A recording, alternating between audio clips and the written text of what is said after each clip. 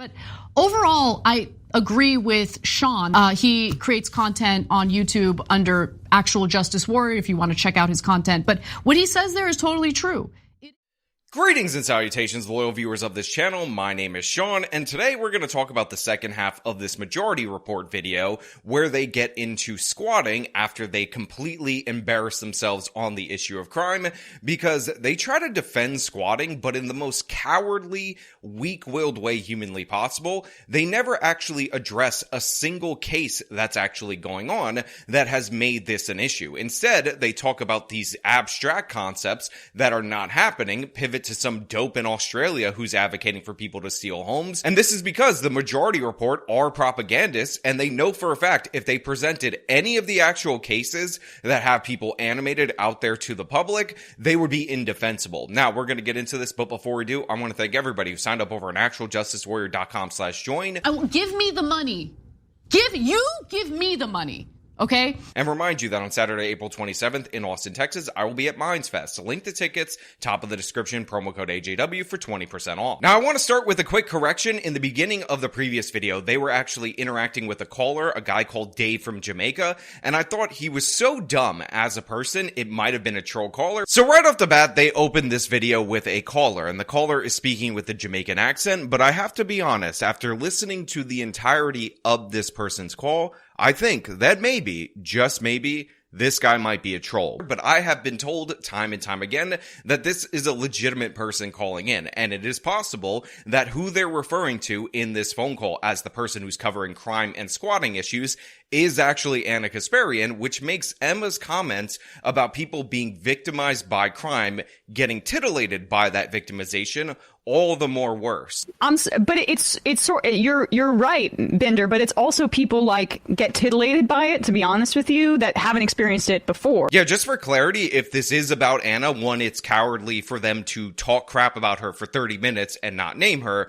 and two, Emma, who I thought was a friend of Anna Kasparian, saying that she got titillated by being victimized in a crime that was a sexual assault is absolutely horrible. Now, like I said, you can watch the full video about the crime portion of this segment linked in the description, but let's get on to the squatting issue, because these guys are showing their infinite cowardice throughout the whole course of this section of the video.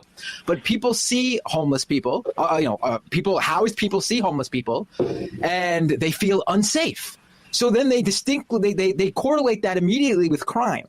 And so that I really do think, and then that's why we probably see this, I'm seeing this everywhere. Mainstream media is going wild with this. I heard on like the radio, like one of the morning zoo shows the other day, the whole squatting issue, which has been a thing forever. First of all, squatters, there is no squatters' rights law in New York. So first of all, I just want to point out that Matt Binder, absolute buffoon, idiot in every possible way, as I proved in the previous video, and a simple Google search will tell you that yes, there is a thing called squatters' rights in New York law. This is the adverse possession statutes. Anyone can look them up. And yes, they're in all 50 states. But what makes this particular case even more egregious for Binder to talk about is that we actually had a 2019 amendment, two amendments that have created the problem that we're seeing right here, where people are able to squat with just 30 days, and it's almost impossible to get these people out of your property without going through the lengthy eviction process. So let me break that down for you as well. So again, anybody can look this up, but it's two changes in city law from 2019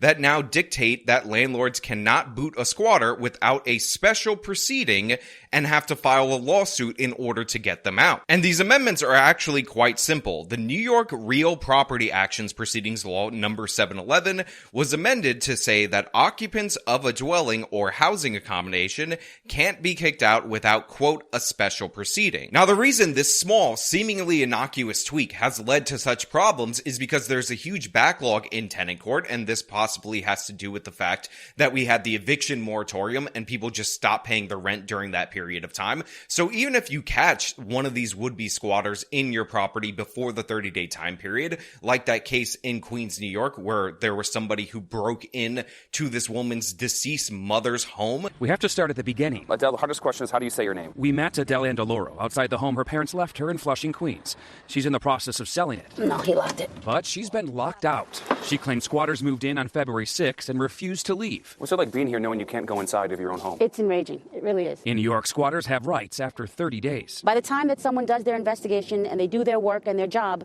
will be well over the 30 days, and this man will have stolen my home. You end up in a situation where the police can't adjudicate it on the fly, so they end up telling you to go to court, but your first court date is after the 30-day period, and then you have to go through eviction proceedings that take multiple years. So that woman who was arrested for changing the locks on her own property did so within 30 days, but it didn't matter due to the fact that you required this special proceeding. On top of that, what they won't tell you, because they don't cover any individual case, is that man on the local news segment, Brian Rodriguez, who said that he wanted some payment for the work. He didn't show me a lease. This is a bill. A bill for work he says he had done to the house. He didn't show police a lease either. The police department doesn't have the lease? No. He's got no documentation. So how does this all end then? When do you leave? The way it ends is either she pays me my money that I put into the house, pay me the money, and I'll leave, or send me to court, and we deal with the judge in court.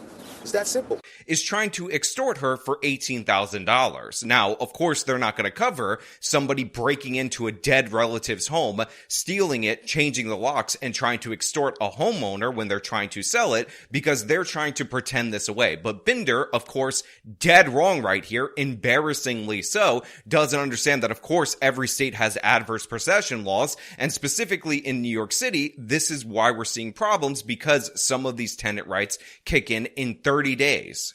There's no like actual like squatters' rights in New York, at least.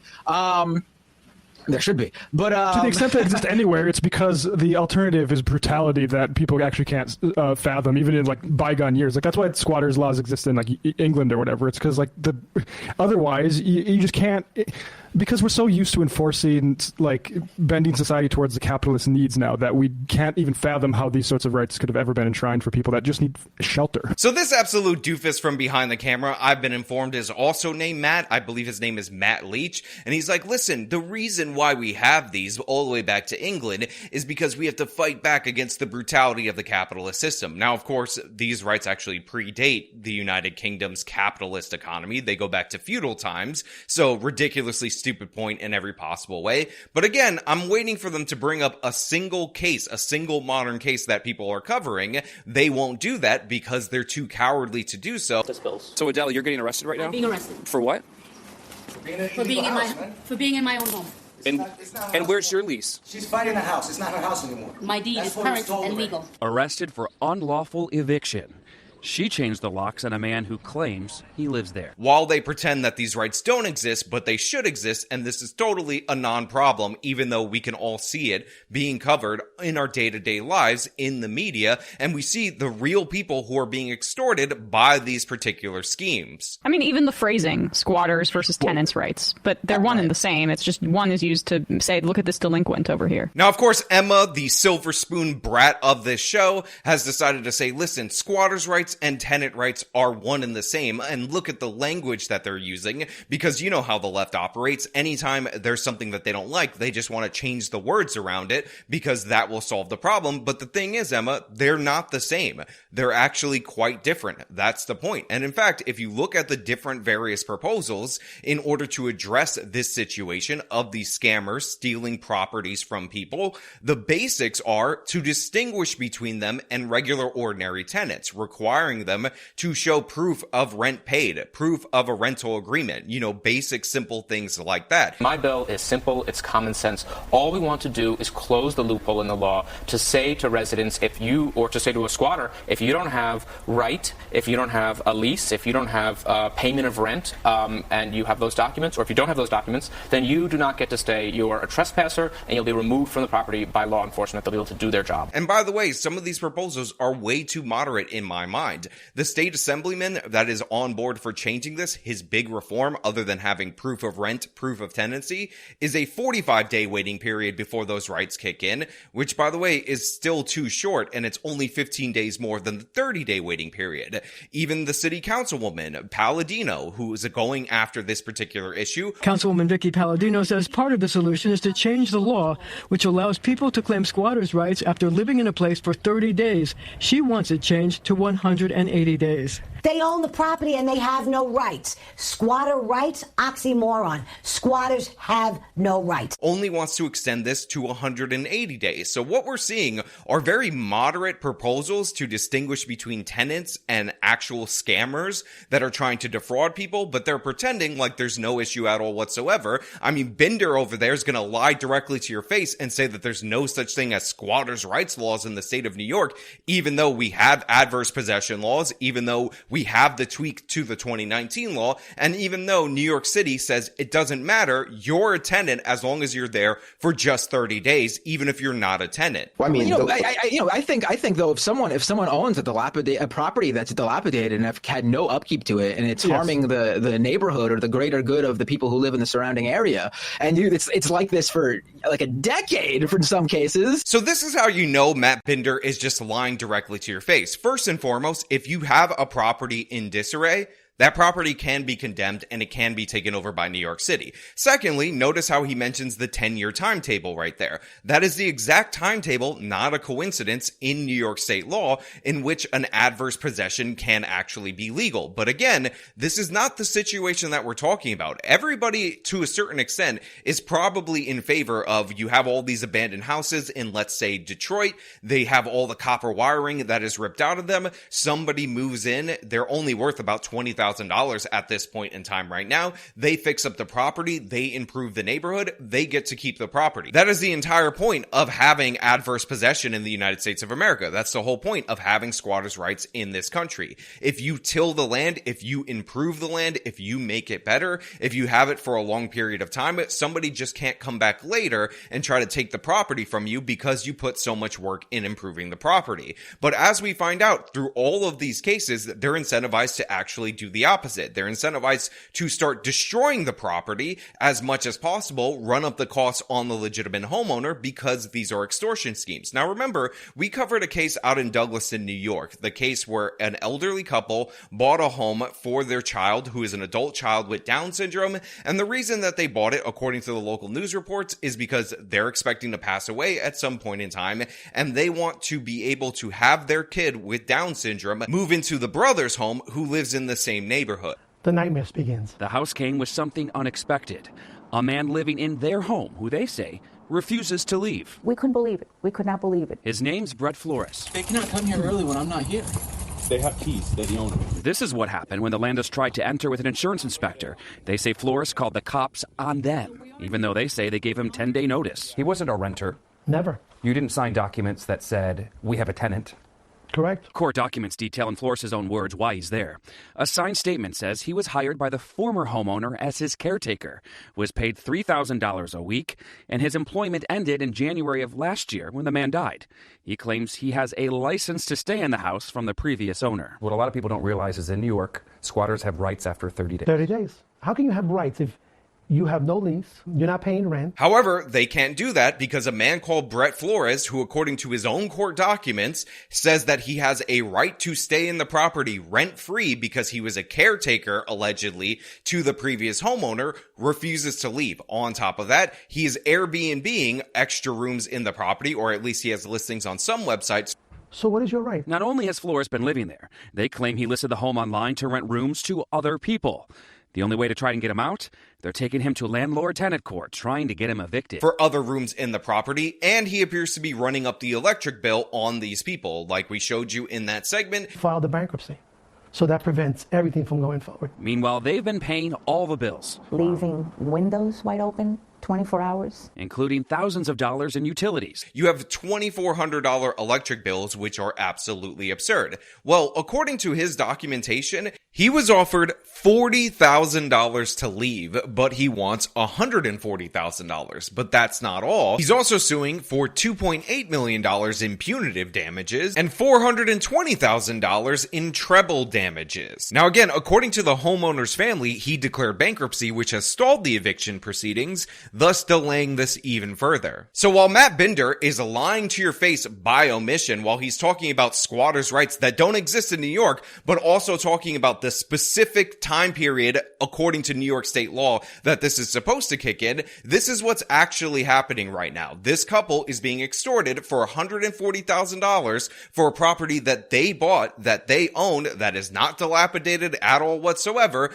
because somebody says they're entitled to live there rent-free because of some ridiculous caretaker agreement. This is the most absurd thing I've ever heard in my entire life. You're taking care of an elderly, sick, dying person, that person dies, and then all of a sudden you have the property, you have the home? Insane. Like, then, yeah, the city should take, the local municipality should take over and say, we are taking this property from you. You are delinquent on it. You don't care for it. We do that with other things.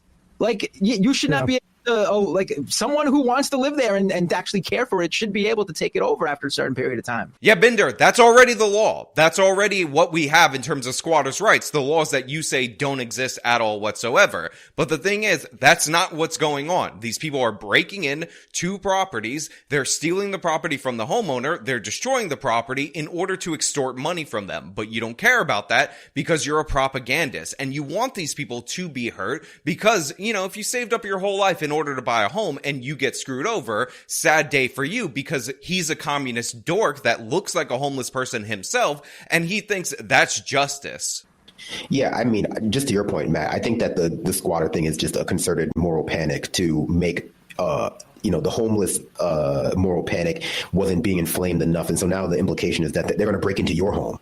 Like, you're going to go away on vacation and they're going to break into your home and they're going to squat in your home while you're out like in Turks and Caicos. And then when you come back, like, well, these squatter laws, they're not going to be able to get them out. They're going to have trashed the place. And it's to make, homeless people seem even more dangerous. So this guy right here is saying, oh, this is propaganda against homeless people and all that. But none of the cases that I've highlighted are people who are in particular financial strain or who are homeless. In fact, there was a case I covered years ago in Bayside, Queens, very close to that Douglason property and the Flushing property, I believe, where these people came into this house that was on foreclosure from the bank. They ended up renting it out on Airbnb to multiple different people, and the people who were renting this property ended up shooting up the entire neighborhood. 38th Avenue is normally a peaceful block here in Bayside, Queens, but this was early Sunday morning. Guns ablaze. It looked and sounded like a war zone. Surveillance video capturing it all. Residents say it's due to squatters at this home on the corner of 209th Street. They have out-of-state plates, and some don't even live here anymore. And they couldn't get them out, despite the fact that they had a state assembly person, a city council person, and a state senator all there condemning these actions because, yes, with the eviction moratorium at the time, but even absent that, these squatter protections are so absurd that you could steal a property in order to Airbnb it. They were called absentee squatters in that segment.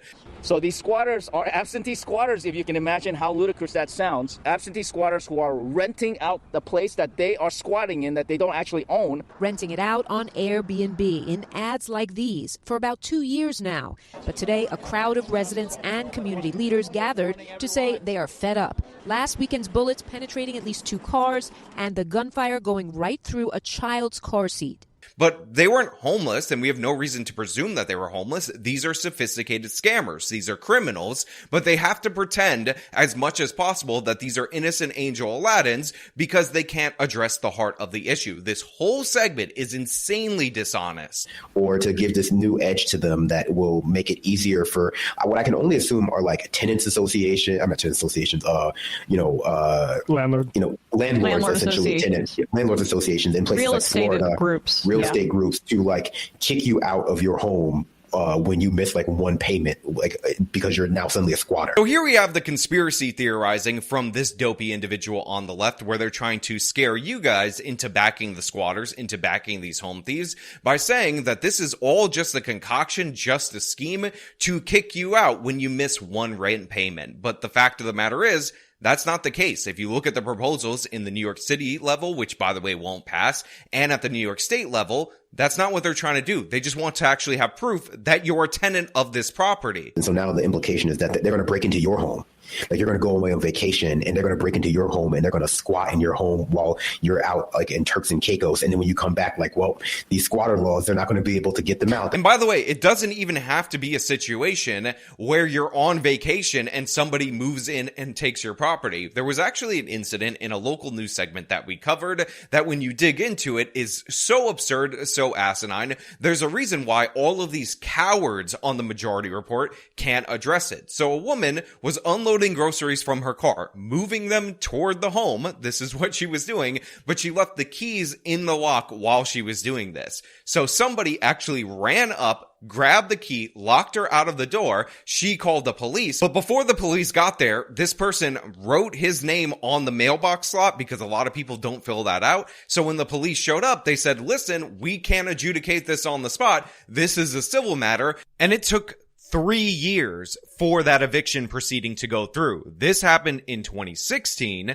and then in 2019, this person was allowed to be evicted. And need I remind you, if this would have extended to the point of the COVID moratorium, that illegal squatter would have still been there. Also, very important for you to understand, the legal tenant is the one who left her key in the lock in this particular situation. So all of a sudden, the legal tenant, with all of the property that they had in their apartment, is completely screwed over by this new illegal tenant that moved in, and guess what? They were completely out for a home for 3 years. So the legal tenant got totally screwed over in this instance. It's not just the landlords, even though the landlords oftentimes pay the financial cost, but in this specific case, the tenant was screwed over because a new person was in the apartment with all of her property for 3 years. So yes, this is an absurdity on top of an absurdity. We covered a case in Jamaica, Queens, where somebody stole a property, same kind of deal, and they ended up filing in their court documents as proof of possession, not a rent payment, not a utility payment, nothing of the sort,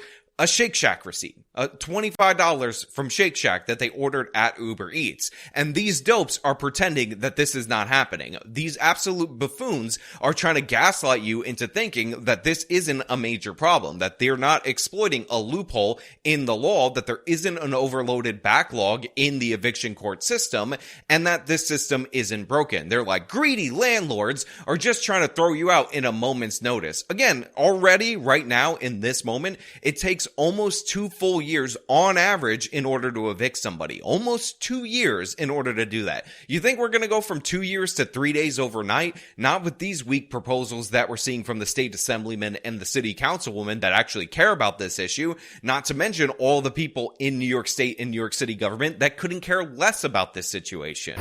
Just a public service announcement for any rich people who live in a rich suburb and land banking an empty house.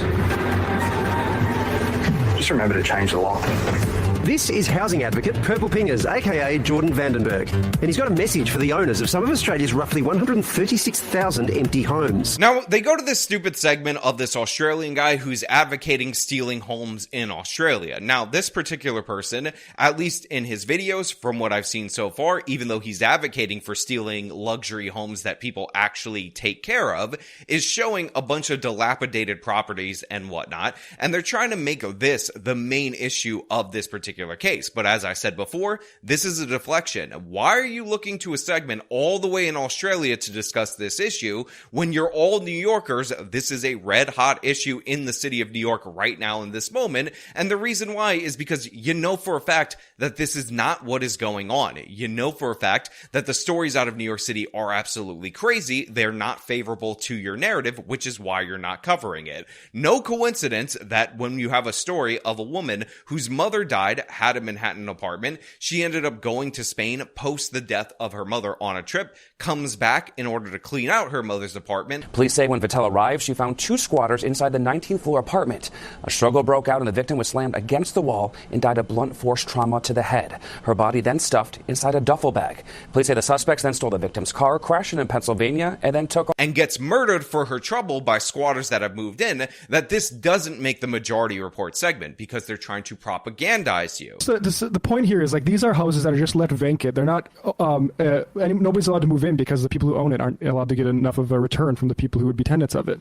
So they just are left there. And he points out like if I have zero interest, and particularly using my platform to say like, oh, the people that are holding these houses vacant, we should be supporting them. No, absolutely not. Go ahead, Bradley. So again, we have the guy from behind the camera just lying to your face. He's like, listen, these are properties that are being held vacant. They're just dilapidated and all that. And it's all because these greedy capitalists aren't trying to get a return on their investment. Well, let's talk about vacancy rates in the city of New York, where this issue is prominent. Because according to a recent report from New York City, we're at in and around between 1 to 2% vacancy for the entire city of New York. Now, I want to point out to you guys out there in the audience that vacancy rates should be elevated in the country because you have people moving in, moving out, and all these different various situations that would allow a property to be vacant, and they're completely misrepresenting that idea. So one of the left's favorite things to do, and you'll see the stat, by the way, littered throughout the comment section of this video, is they'll talk about how there's 15 million places, homes and or apartments that are vacant across the United States of America. Now, first and foremost,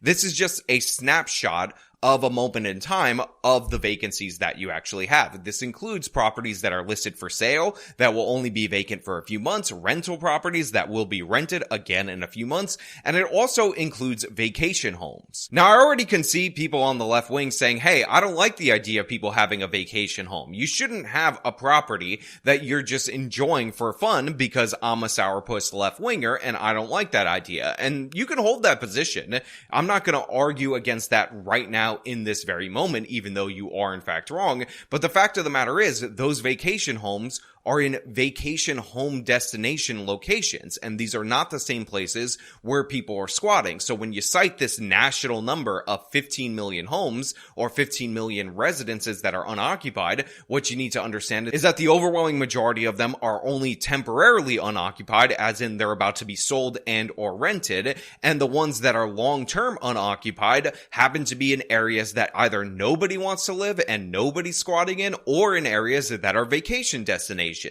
But in high demand places, that occupancy rate or that unoccupancy rate is actually extraordinarily low. And by the way, this is a problem. You want more unoccupied units because that shows that you have a moving market that would bring prices down because renters would be moving from place to place. But the fact of the matter is, in places like New York City where properties are going up, unsurprisingly, the supply of those properties are incredibly low, and that is resulting in those properties going up. Again, look at this map for yourself circa 2022, and it's not that different in recent years. The vacancy rate for the top 75 largest major metropolitan areas are almost overwhelmingly in the lowest category, which is the sub 11.2%. And these are also places that are incredibly expensive to live, because contrary to what these complete and utter idiots think, the reason prices are high is not because the greedy capitalists are trying to hold these units off the market so that they can elevate prices, and the only way to bring prices down is to lower that vacancy rate.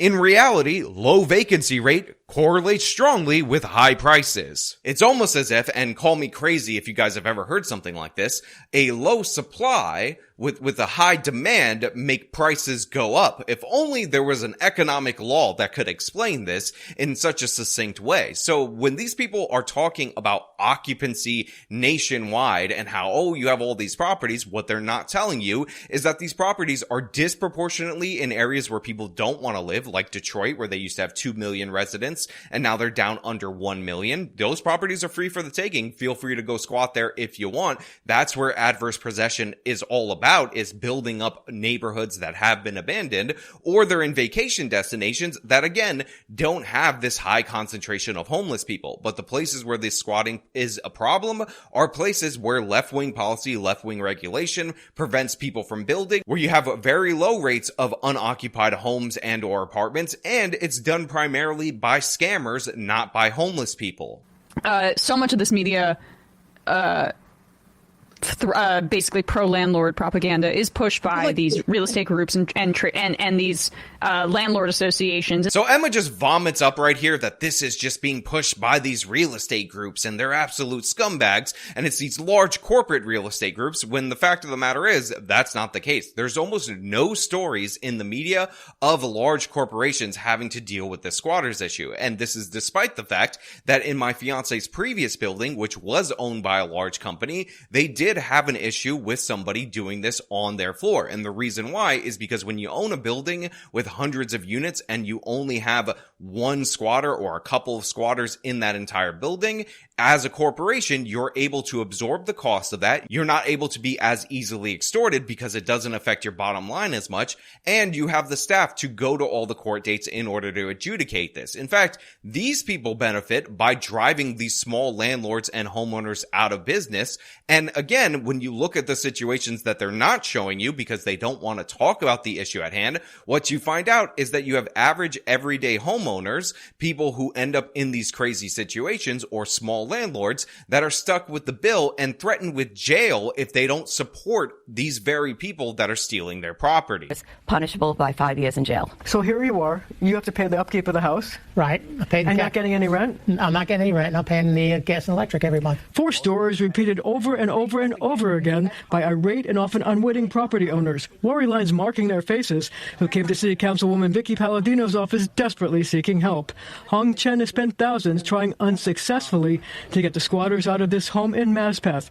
John Sokran using his pension money for expenses on this College Point home he hoped would provide retirement income. And Susan Mascara, who has used up her savings paying for 7 years of upkeep on this Bayside home she inherited from her mother. I'm in debt. My credit cards are pretty much maxed out. So let's be clear. We have Emma, who comes from a family that's richer than every single person that you're seeing right here in this particular segment. You know, the immigrant guy who has a property and that's his source of income. These people who've had relatives die and they're trying to sell their dead relative's home to somebody who wants it. Emma's family's richer than all of them, trying to convince you that this is just an issue for evil corporations and that you should just ignore it and let these people get screwed over, let them get extorted. They turned off the hot water and then reported that they had no hot water. It's a $250 fine per day, up to $15,000, punishable by 5 years in jail. Let them get jailed because people are running these extortion schemes against them. Yeah.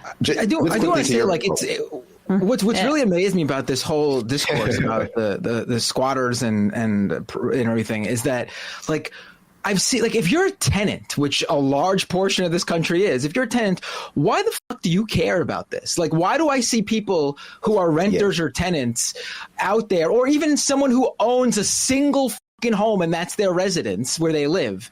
Why do you care about this? It does not affect you. It will never affect you. Binder, it's a 4-letter word, C-U-C-K. So here you have Binder saying, oh, if you're a tenant, why would you care about this? Why would you even be concerned about this? Well, first and foremost, if you're a tenant and one of the people in the property that you're living in is one of these criminal squatters that's destroying the property purposely in order to extort your landlord, that directly affects you. And secondly, on a more human level, I don't want people to be defrauded. It is not a good society where thugs and criminals are able to extort people. And just because it's not happening to you doesn't mean it's not happening. These people have no moral principles at all whatsoever. Yeah, basically, you know, the problem is, like, people, this isn't a conversation about, like, an abstract policy or something. Like, this is something that people actually experience in their everyday lives directly.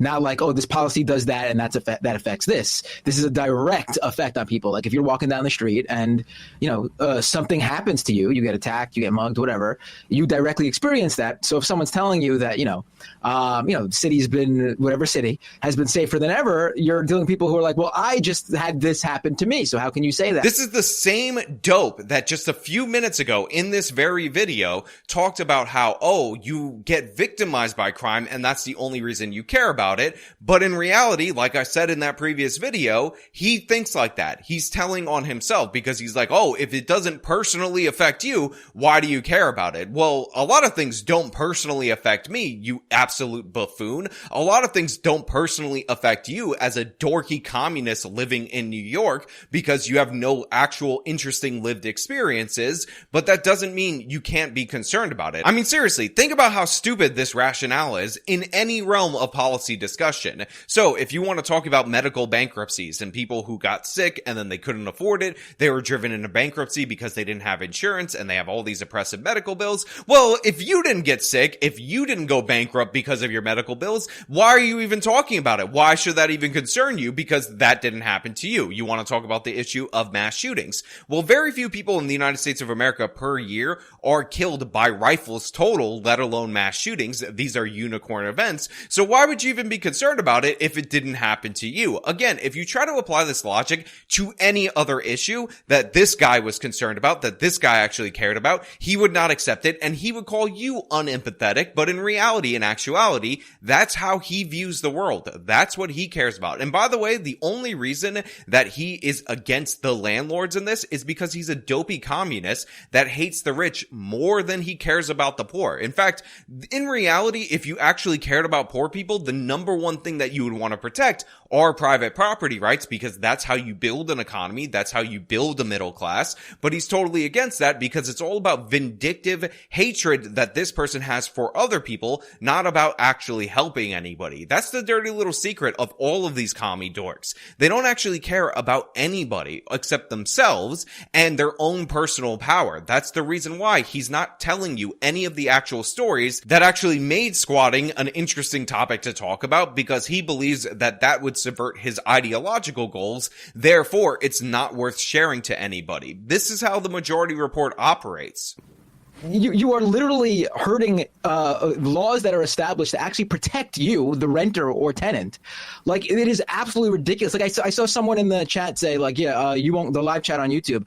Yeah, like, but if you owned a property and this happened to you, you'd think differently. Well, guess what? I will never own a second property, and this will never happen. I'll never, I don't know if I'll ever own a single property, but I'll never for sure own a second property. This will never happen to me. Exactly. So why the hell would I care that someone who's unhoused finds an empty, uncared for home and is living in it temporarily? So there you have it right there. Bender's like, listen, I'll never own a property at all in my entire life. Who am I? Emma Vigeland's parents that probably own multiple properties? So yeah, it doesn't affect me. And then he tries to pivot to say that the issue is unhoused people, which by the way are homeless people, again, note the language change right there, living temporarily in a completely abandoned property. As if, again, these are any of the stories that people are talking about. As if these are any of the stories that people are concerned about. And by the way, squatting situations can happen in regular apartment buildings. So if you're renting from somebody else and somebody gets into your property while you're on vacation, this can happen to you. In fact, very tragically, my aunt's friend since childhood, he ended up passing away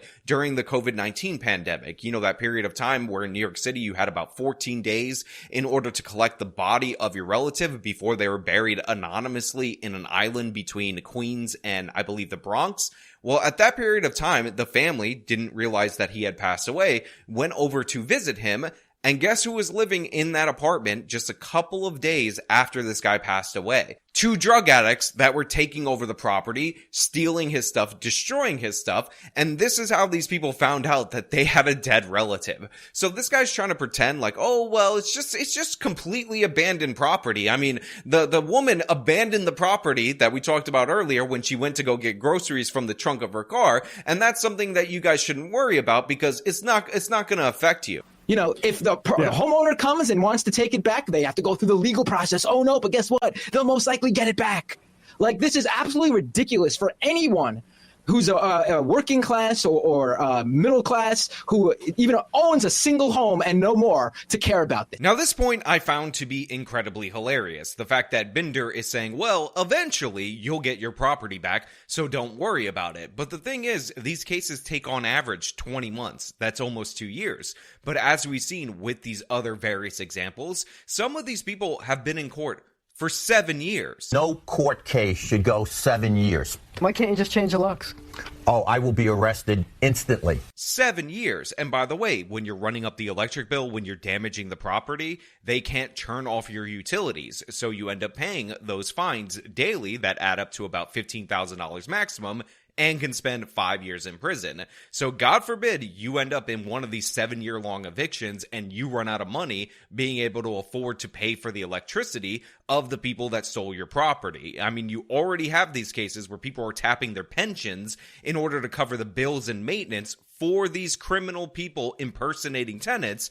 But Matt Binder says, don't worry about it, suck it up, because guess what? You'll get your property back eventually, maybe. Who knows? You might be bankrupt in the process, but Binder says you'll get it back, and he looks like a homeless version of Destiny, so trust him, he's got it. It is absolutely, and I think the stat is, in this country, I think like 1 or 2 million out of, 360 million or whatever live in this country, own more than one home. Like, give me a break that this is a major issue that people are caring about in this country. So what I love about this is they're like, oh, this is only 1% of the population that should be concerned about this. Although I will point out to everybody in the audience that 60-something% of the population owns a home in the United States of America or lives in a home that they own in the United States of America. So it's nowhere near 1%. But what I find hilarious about this argument, other than the fact that it's completely untrue, the numbers, the scale completely off, which is unsurprising. These people don't understand numbers. They don't understand policy. They're directly lying to you guys out there in the audience, is that less than 1% of the population is transgender. But Binder on his Leftist Mafia podcast did an entire lengthy segment, and I believe they did 2 actually, about Anna Kasparian saying that she doesn't like some of this language surrounding the transgenders and how they're trying to change language for the broader population based on a population that's less than 1%. And they all had a bitch fest over it. Each and every one of these lefties melted down over that. Emma Vigeland did segments on it. She tweeted about it. She bitched and moaned and cried about it. So when it's a 1% population, sub 1% population that they care about, we have to reorient all of society. But when you have a situation where people are having their property stolen by criminals when they're being financially extorted, we have to pretend it doesn't exist, obfuscate the issue, talk about some dope in Australia, anything and everything to avoid what's actually going on in the city of New York and in this nation. Now, whenever I talk about these squatting issues, people say, Sean, who's on the other side of this? Who's actually making the argument for these laws to stay in place, for innocent people to be screwed over? Who actually takes these positions? And here you have it right here. 4 individuals, 3 in front of the camera and 1 behind the camera, all making the case for the criminals, for people to be extorted. But the thing is, they're too cowardly to actually make that case. The thing is, they're too weak-willed to actually stand behind their positions, because not once throughout this whole course of this segment